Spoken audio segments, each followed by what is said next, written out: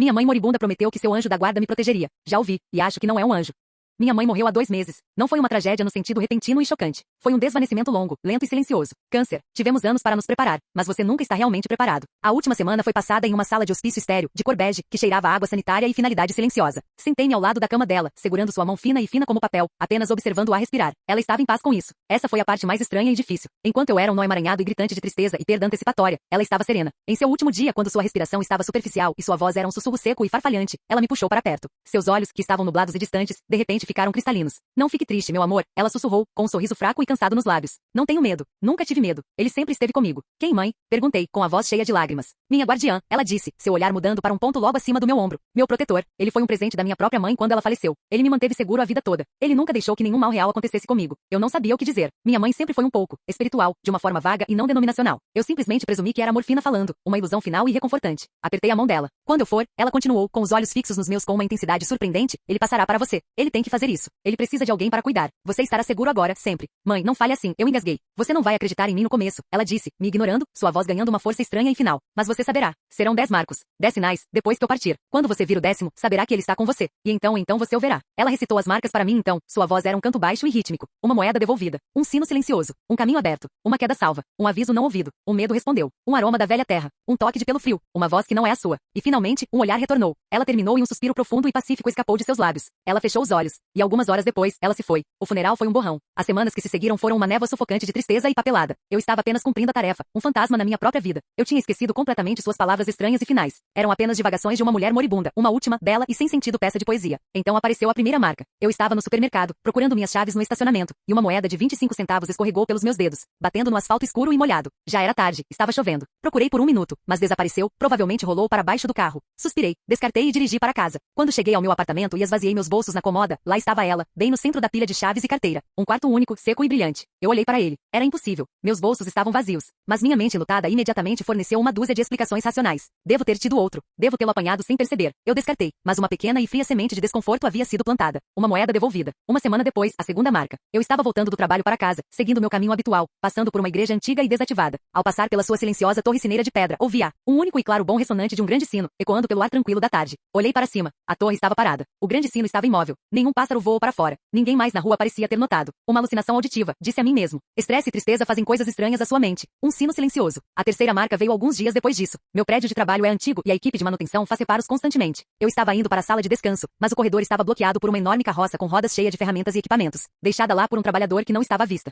Suspirei, irritado, e me virei para percorrer o caminho mais longo. Cheguei ao fim do corredor, virei a esquina e percebi que tinha esquecido minha carteira na mesa. Eu voltei. O corredor estava vazio. A enorme carroça desapareceu. Todo o processo levou menos de 30 segundos. Não havia como alguém movê-lo tão rápido. Ele tinha simplesmente desaparecido. Um caminho aberto. Eu não estava mais apenas inquieto. Eu estava começando a ficar com medo. Estas não poderiam ser apenas coincidências. Eram demasiado específicos, demasiado perfeitamente alinhados com a estranha profecia da minha mãe. Comecei a sentir que era um personagem de uma história que outra pessoa estava escrevendo. E comecei a sentir que estava sendo observado. Era uma sensação constante, leve e formigante na parte de trás do meu pescoço. Eu estava no meu apartamento e sentia uma pressão repentina e intensa, como se alguém tivesse acabado de entrar na sala. Eu girava, meu coração batia forte, mas nunca havia ninguém lá. Comecei a ver coisas também. Pisca-pisca de movimento no limite da minha visão. Uma sombra numa porta que era um pouco alta demais, um pouco escura demais. Quando eu me virava para olhar, ele já tinha sumido. A marca número 4 aconteceu uma semana depois. Eu era desajeitado com a tristeza, sem prestar atenção. Eu estava descendo as escadas até o saguão do meu apartamento. Perdi um passo e me inclinei para frente. Lembro-me do solavanco enjoativo e leve, do clarão do piso duro de ladrilho correndo para me encontrar. Preparei-me para o impacto, para a rachadura do osso. Mas isso nunca aconteceu. Eu simplesmente parei, a um pé do chão, suspenso no ar por uma fração de segundo, como se uma mão invisível e poderosa tivesse me pegado pelo peito. Então me deitei, gentilmente de pé. Fiquei ali, tremendo, na escada vazia e silenciosa. Uma queda salva. A quinta e a sexta marcas vieram em rápida sucessão, como um golpe duplo dessa força invisível que agora estava ordenando minha vida. Eu estava prestes a entrar no elevador de um shopping quando senti uma onda repentina e inexplicável de puro pavor, um grito silencioso e interno me dizendo não entre. Hesitei e deixei as portas se fecharem sem mim. Um momento depois, as luzes no indicador de piso escureceram, e um grito alto e estridente ecoou pelo poço do elevador, seguido pelo som distante da campainha de alarme tocando. Um aviso não ouvido. Naquela mesma noite, eu estava caminhando para casa pelo parque. Um cachorro grande e latindo, sem coleira, veio saltando em minha direção com os dentes à mostra. Eu congelei, um choque de medo puro e primitivo percorrendo-me. O cachorro estava a 30 centímetros de distância, pronto para pular, quando parou repentinamente. Ele soltou um grito agudo e aterrorizado, enfiou o rabo entre as pernas e fugiu, como se tivesse visto algo bem atrás de mim. O medo respondeu. Eu estava com 6 pontos. E minha vida não era mais minha. Eu estava sendo guiado, protegido, manipulado por uma força invisível e incognoscível. A sensação de estar sendo observado era uma certeza agora. Comecei a ver isso com mais clareza, embora nunca diretamente. No reflexo da tela escura da minha TV, eu via uma forma parada na sala atrás de mim. Era alto, curvado como um velho, com braços muito longos e mãos quase tocando o chão. No reflexo da vitrine de uma loja enquanto eu passava, eu a via, uma forma escura e enorme, seguindo alguns passos atrás de mim, sempre mantendo as sombras. A 7ª e a 8ª marcas aproximaram-na, de uma presença visual para uma física. Comecei a notar um cheiro estranho no meu apartamento, um cheiro que aparecia e desaparecia sem motivo. Era um cheiro forte, almiscarado e animal. O cheiro de terra úmida e rica e algo mais, algo como pelo molhado. Um aroma da velha terra. Uma noite, eu estava deitado na cama, com as luzes acesas, meus nervos uma bagunça crua e estridente. Eu estava à deriva naquele espaço cinzento antes de dormir quando senti algo roçar na minha mão estendida. Era uma sensação áspera e eriçada, como tocar uma pele grossa e rija de animal. Peguei minha mão de volta com um grito sufocado, meu coração explodindo no peito. Eu estava sozinho na sala. Não havia nada lá. Um toque de pelo frio. Eu estava com 9 pontos. O terror era um companheiro constante agora. Eu sabia que a 10ª marca estava chegando. E eu sabia que com isso viria a revelação final e terrível. Eu não sabia do que tinha mais medo, de esperar ou de ver. A 9ª marca veio ontem à noite. Eu finalmente consegui cair em um sono agitado e exausto. Fui acordado apenas por uma voz. Um som baixo, gutural e úmido sussurrou diretamente em meu ouvido. Não era uma língua que eu conhecesse, mas senti o significado do som em meus ossos. Era uma palavra que significava, meu, uma voz que não é a sua. Passei o resto da noite encolhido num canto da minha sala de estar, segurando um taco de beisebol, observando as sombras, esperando o amanhecer. Esta noite, eu sabia que isso acabaria. A marca final. Sentei-me no sofá, com a TV desligada e todas as luzes do meu apartamento acesas. A sensação da presença na sala era avassaladora. Era uma pressão física, uma espessura no ar. O cheiro almiscarado e animal era avassalador. Eu podia sentir isso ali mesmo, no corredor escuro que levava ao meu quarto. Esperando. Não sei o que aconteceu comigo. Talvez tenha sido um ano de luto. Talvez tenham sido semanas de terror crescente. Mas eu já tinha parado de ficar com medo. Eu estava farto de ser vítima dessa história de fantasmas. Eu precisava ver. Eu precisava encarar isso.